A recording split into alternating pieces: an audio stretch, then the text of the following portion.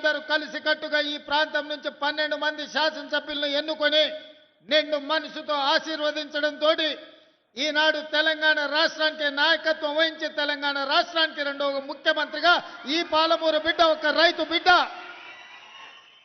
మీ సోదరుడు మీతో పాటే ఉండి మీతో పాటే పెరిగి ఒక జడ్పీటీసీగా ఎమ్మెల్సీగా ఎమ్మెల్యేగా ఎంపీగా కాంగ్రెస్ పార్టీ అధ్యక్షుడిగా ఈనాడు తెలంగాణ రాష్ట్ర ముఖ్యమంత్రిగా మీ ముందు నిలబడ్డాడంటే మీరు నిండు మనసుతో ఆశీర్వదించి పాలమూరు గడ్డ ప్రేమిస్తే ప్రాణం ఇస్తుంది, మోసగిస్తే పాతాళానికి తొక్కుతుంది అని నిరూపించరు. నేను ఎందుకు ఈ మాట చెబుతున్నా అంటే 2009లో ఒక ఆయన తెలంగాణ ఉద్యమం బలపడాలి, తెలంగాణ రాష్ట్రం రావాలి అనంటే ఈ ప్రాంతం నుంచి పార్లమెంటుకు వెళ్ళాలి అని వలస వచ్చి మనల్ని అడిగిండు. వలస వెళ్ళే మనకు వలసల బాధలు తెలుసు. అందుకే వలస వచ్చిన తెలంగాణ సమస్య తెలంగాణ రాష్ట్ర సాధనతోనే పరిష్కారం అవుతుంది. తెలంగాణ రాష్ట్రం వస్తే మా కల్వకుర్తి ఎత్తిపోతల, మా జూరాల, మా నెట్టంపాడు, మా కోయిల్ సాగరు, మా భీమా, మా పాలమూరు రంగారెడ్డి ఎత్తిపోతల పథకాలు పూర్తయితే మా జిల్లాలో లక్షలాది ఎకరాలకు నీరు పారుతుంది, పచ్చని పంటలు పండుతాయి, మా జీవితాలలో వెలుగులు వస్తాయి అని ఆశించి ఆనాడు ఆశీర్వదించినాం. ఆనాడు అండగా నిలబడ్డాం. పాలమూరులో ఊరు లేకపోయినా, పార్లమెంటులో నోరు లేవకపోయినా మనం ఆశీర్వదించడంతో 2014లో తెలంగాణ రాష్ట్రాన్ని సాధించి మొట్టమొదటి ముఖ్యమంత్రిగా బాధ్యత చేపట్టిన పెద్దాయన మన జిల్లా ప్రాజెక్టులు ఒక్కటి కూడా పూర్తి చేయలే.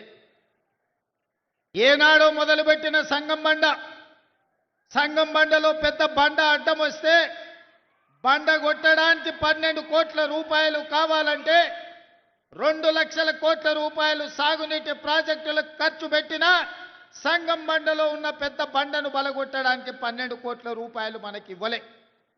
మన ప్రాజెక్టులు మన సంగమండ ప్రాంతం ఒక కోయిల్ సాగర్ కావచ్చు, ఒక నెట్టంపాడు కావచ్చు, ఒక జూరాల కావచ్చు, ఒక కల్వకుర్తి ఎత్తిపోతలు కావచ్చు, ఒక పాలమూరు రంగారెడ్డి ప్రాజెక్టు కావచ్చు.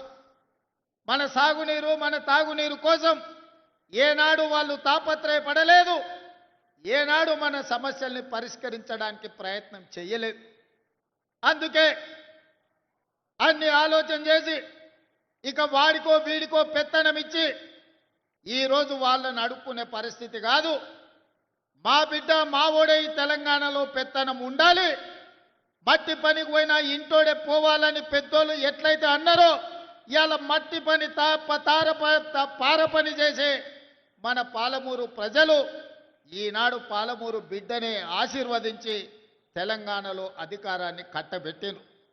అందుకే ఇవాళ మా పెద్దలు దామోదర్ రాజనరసింహ గారి సహకారంతో, మా మిత్రులు కోమటిరెడ్డి వెంకటరెడ్డి గారి సహకారంతో ఈనాడు కల్వకుర్తి ప్రాజెక్టులను పూర్తి చేసుకోవడమే కాదు, పాలమూరు రంగారెడ్డి ఎత్తిపోతల ప్రాజెక్టులో భాగంగా మా అనిరుద్ధ్ రెడ్డి ఎన్నాళ్ళ నుంచో మా ప్రాజెక్టుకు R&R సరైన న్యాయం జరగాలి అని అంటే ఈనాడు ఆ ప్రాజెక్టుకు సంబంధించిన R&R నిధులు 100% మంజూరు చేసి ఈరోజు ఆ ప్రాజెక్టును పూర్తి చేసుకోవడానికి మనం అడుగులు వేస్తున్నాం. అదేవిధంగా ఉమ్మడి రాష్ట్రంలో మనమందరం ఆనాడు చిట్టం నర్సిరెడ్డి గారు ప్రారంభించిన మక్తల్ నారాయణపేట కొడంగల్ ప్రాజెక్టును ఉమ్మడి రాష్ట్రంలో నేను మంజూరు చేయించుకొస్తే ఆనాటి ప్రభుత్వం 10 సంవత్సరాలు ఆ ప్రాజెక్టును ఆ జీవోలను తొక్కిపెట్టి మన నోట్లో మట్టి కొట్టిండ్రు. ఎన్నోసార్లు అడిగినాం. ఈ ప్రాంతంలో చాలా మంది రైతులు నారాయణపేట కొడంగల్ ఎత్తిపోతల పథకానికి 69 జీవో సాధన సమితి ఏర్పాటు చేసుకొని గ్రామాన గల్లీ తిరిగి గొంతెత్తి మాట్లాడి, కానీ 10 సంవత్సరాలు మన బాధ విన్నోడు లేడు, మన బాధని అర్థం చేసుకున్నోడు లేడు. మళ్ళా 10 ఏళ్ళు నిర్లక్ష్యానికి లోనైన నారాయణపేట కొడంగల్ ఎత్తిపోతల పథకాన్ని ప్రజా ప్రభుత్వం వచ్చిన ఎంబడే పనులు ప్రారంభించాలని టెండర్లకు అనుమతులు ఇచ్చి టెండర్లు పిలిస్తే కుట్రలు చేసి కోర్టులో కేసేసి సంవత్సరన్నర ప్రాజెక్టును ఆపినరు.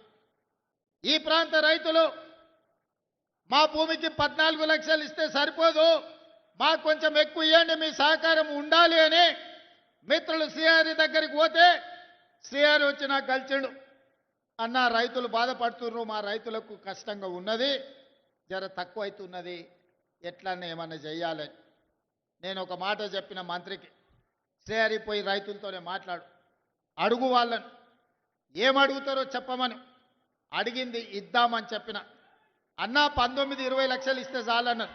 19 కాదు, ఎకరాకి 20 లక్షల ప్రకారం ఇద్దాము, ఏ రైతు కూడా నష్టం జరగనియొద్దు అంటే మా శ్రీహరి గారు పోయి రైతులతో కూర్చొని మాట్లాడి 96% రైతులను ఒప్పించి భారతదేశ చరిత్రలోనే సొంత భూమిని కన్న తల్లిలాగా భావించే మా రైతులు 96% మేము భూమి ఇస్తున్నామని సంతకాలు పెట్టి కాగితాలు ఇస్తే మొన్నటి కేబినెట్లో ఎకరాకి 20 లక్షల రూపాయల ఇవాళ నష్టపరిహారం మక్తల్ నారాయణపేట కొడంగల్ ప్రాజెక్టుకు మనం మంజూరు చేసుకున్నాం. దాదాపుగా 5,000 కోట్ల రూపాయలతోటి 1,15,000 ఎకరాలకు కృష్ణానదిలో నికర జలాలను వాడుకొని మన పక్క నుంచే నీళ్లు పోతున్నా మన భూములు ఎడారిగా మారి ఎండిపోతుంటే ఈ 75 సంవత్సరాల ప్రజాస్వామ్యంలో మనకు నీళ్ళు ఇవ్వాలన్న ఆలోచన చేయలే. అందుకే ఈనాడు రైతులను కష్టపెట్టకుండా రైతులకు నష్ట పరిహారాన్ని వాళ్ళు అడిగినంత ఇచ్చి ఈనాడు భూసేకరణ చేసి పనులు ప్రారంభించుకుంటున్నాం. నాకు నిజంగా జీవితంలో ఒక గొప్ప సంతోషకరమైన వార్త, మక్తల్ నారాయణపేట కొడంగల్ ఎత్తిపోతల పథకాన్ని ఇక పనులు మొదలు పెట్టుకోబోతున్నాం. నేను మా రైతాంగ సోదరులకు ఒక మాట చెప్పదలుచుకున్నా. కుట్రలు చేసేటోడు ఉంటాడు, కాళ్ళలో కట్టెలు పెట్టేటోడు ఉంటాడు, నల్లి కుట్లోళ్ళు ఉంటారు, నల్లి కుట్టినట్టే కుట్టి మంచంలో దాచుకుంటారు. మనం ఇప్పుడు గిన చేసుకోకపోతే ఇక జీవితంలో ఎన్నడూ రాదు. 2014 నాడు వచ్చిన 69 జీవో 2024 వరకు అది ఎక్కడనో పాతాళానికి తొక్కివేయబడ్డది. మళ్ళీ మనకు అవకాశం వస్తేనే తెర మీదకి వచ్చింది. ఈనాడు 69 జీవో ద్వారా మక్తల్ నారాయణపేట కొడంగల్ నియోజకవర్గానికి నీళ్లు తెచ్చుకునే అవకాశం వచ్చింది. నేను చెప్తున్న దండు కట్టండి, గుంపు కట్టండి, ఎంబడుండి పని చేపించుకోండి. ఎవడన్నా కాంట్రాక్టర్ అధికారు రాత్రి పగలు రోజుకి 24 గంటలు 2 సంవత్సరాలలో ఈ ప్రాజెక్టును పూర్తి చేయకపోతే ఈపు విమాన మోత మోగుతుందని మా యువకులు దండు కట్టి మక్తల్ నారాయణపేట కొడంగల్ ప్రాజెక్టును పూర్తి చేయించుకోండి. ఏ రాత్రి అయినా ఎన్ని కోట్ల రూపాయలైనా ఈ ప్రాజెక్టును పూర్తి చేయడానికి మీ సోదరుడు, మీ కుటుంబ సభ్యుడు, మీ పాలమూరు బిడ్డ తెలంగాణ రాష్ట్రానికి ముఖ్యమంత్రి ఉన్నాడు. వడ్డించేది నేనే. ఏ వరుసలో కూసున్నా మీరు ఆశించినంత వడ్డించే బాధ్యత నాది. ఈ ప్రాంతాన్ని పైరు పంటలతో పండించే బాధ్యత నాది. పాడి పంటలు పాలమూరులో పండాలి, ఈ దేశానికి ఆదర్శంగా ఉండాలి.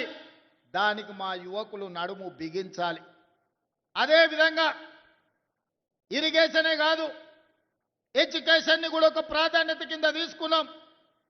మనం వెనుకబడడానికి, మన పిల్లలు వలసలు కూలీలు కావడానికి కారణం మన పిల్లలు ఉన్నత చదువులు చదువుకోకపోవడం, మన పిల్లలు బడికి పోకపోవడం, మన పిల్లలకు నాణ్యమైన విద్య అందకపోవడం.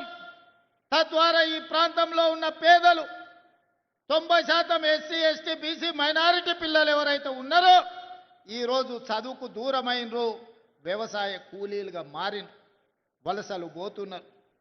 ఈ సమస్యను గుర్తించినాం కాబట్టి తండాలలో, గూడాలలో, మారుమూల పల్లెలో ప్రతి పేదవాడి బిడ్డకు విద్యను అందించాలి. విద్య ద్వారానే వాళ్ళు గుణవంతులు, శ్రీమంతులు అవుతారని గుర్తించి ఈనాడు విద్యకు అత్యంత ప్రాధాన్యత ఇచ్చినాం. అందుకే ఈనాడు ఈ జిల్లాలో ప్రతి నియోజకవర్గానికి young India integrated residential school అని ఈనాడు మక్తల్లో కూడా పనులు ప్రారంభించుకున్నాం.